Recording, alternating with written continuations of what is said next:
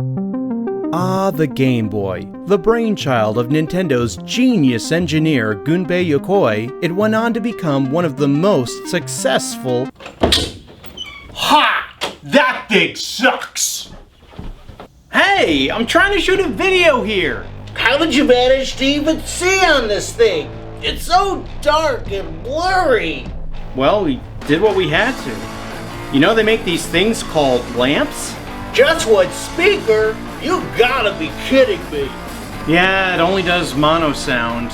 Unless you use headphones. The sound with headphones is amazing. AA batteries? Who uses AA batteries anymore, man? You could use some other things like Nintendo's rechargeable battery pack, or plug directly into a power outlet with an AC adapter. Huh. I guess the Game Boy's not trash like I thought it was. Absolutely. You know, if you don't want to play games on this model, there are other kinds of Game Boys out there. Well, why didn't you say so? Can you give me a sec?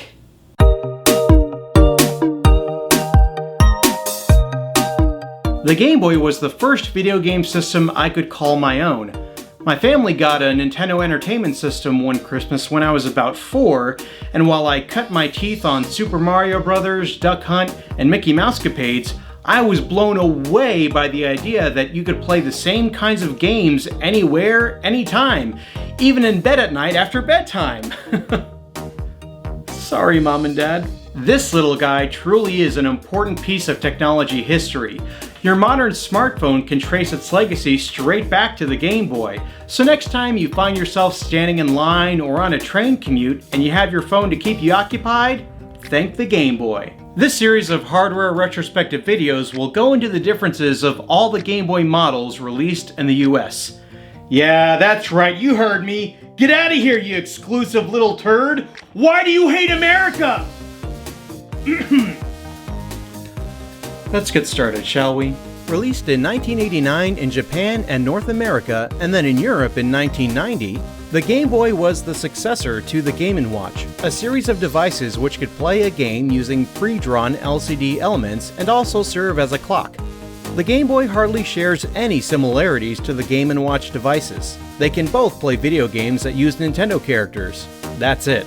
The Game Boy features a screen that actually uses pixels over pre-printed sprites, allowing for a large variety of images to be shown on screen. A red LED can be found in the left side of the bezel, and it fades out to let you know when your batteries are about to go on you. The controls were adopted one-to-one from the NES controller, allowing for a smooth transition from the home console. For sound, the Game Boy can lay claim to some amazing soundtracks, and it may be due to nostalgia, but I actually prefer the Game Boy sound to that of the NES. And it's also leagues beyond the Game & Watch's beeps and tones. A volume wheel allows for full volume control, and the headphone jack allows for actual stereo, something the NES wasn't even capable of. You can also control the contrast of the screen with this wheel, depending on your lighting condition. I would always have mine fairly dark. The Game Boy is powered by 4 AA batteries instead of the watch cell that the Game & Watch uses. This results in less battery life, but the batteries were less of a pain to switch out, and you could also use alternate power sources using this DC input.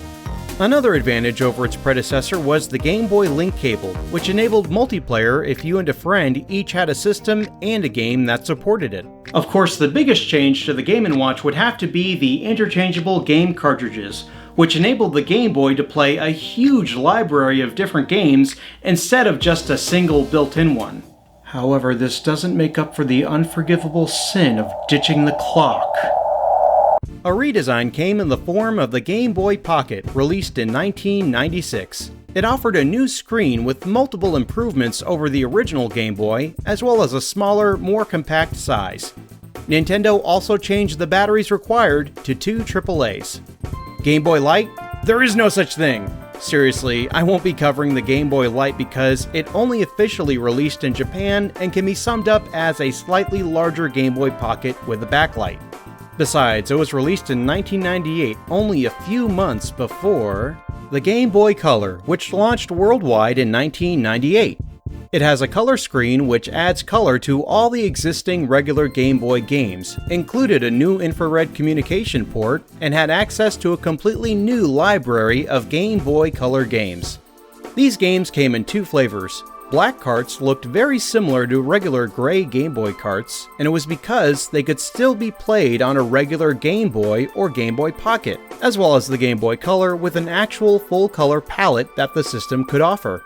The other carts were strictly Game Boy Color only, and tended to be translucent with a different looking mold. Nintendo also decided to continue keeping us on our collective toes by changing the batteries again to two AA's. Now, some of you may be asking, why is the Game Boy Color even here?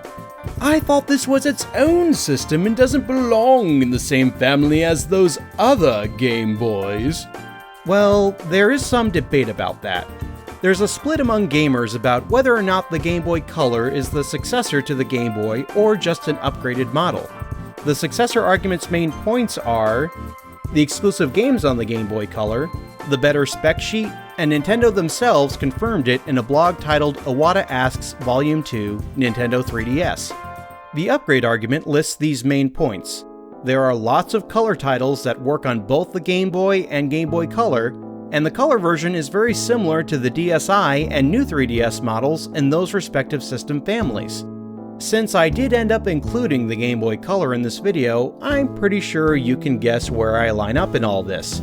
I do think this model is an upgrade rather than a successor. If you consider this system to be a successor, then you would have to consider the DSi and the new 3DS as successors to the DS and 3DS, and not upgraded models if you were going to be consistent. Also, the fact that many of the Game Boy Color games are compatible with the original Game Boys is just not how hardware generations work.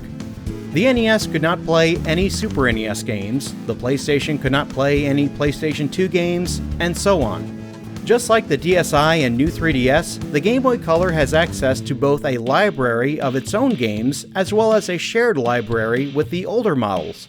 So I think that's a pretty obvious point in the upgrade argument's favor.